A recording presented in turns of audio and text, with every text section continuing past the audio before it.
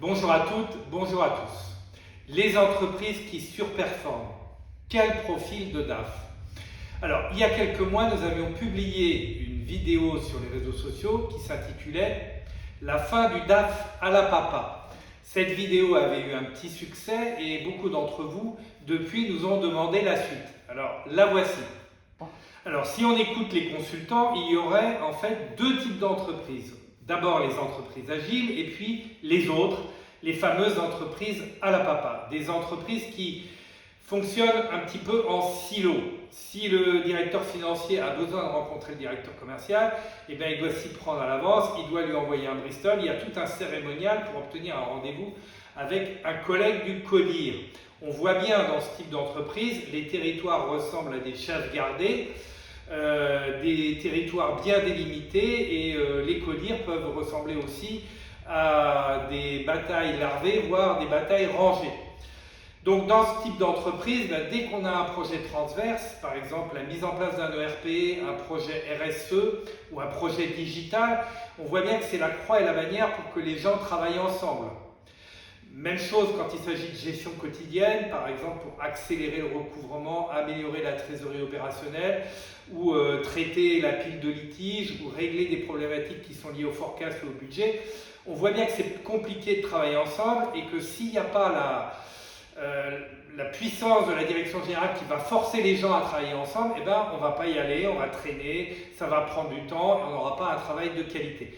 Voilà pour les fameuses entreprises à la papa.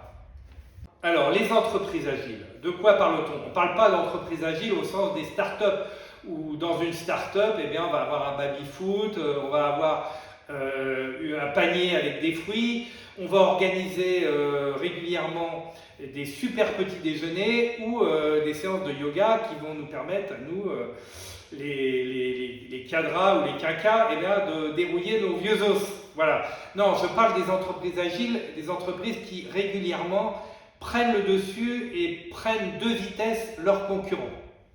Alors comment font-elles pour prendre de vitesse régulièrement leurs concurrents? C'est simple, dans ces entreprises, pour ne citer que le DAF, le DRH et le directeur commercial, eh bien on a du respect pour l'autre personne, pour l'autre fonction, voire on a du plaisir à être ensemble et à travailler et à réfléchir ensemble.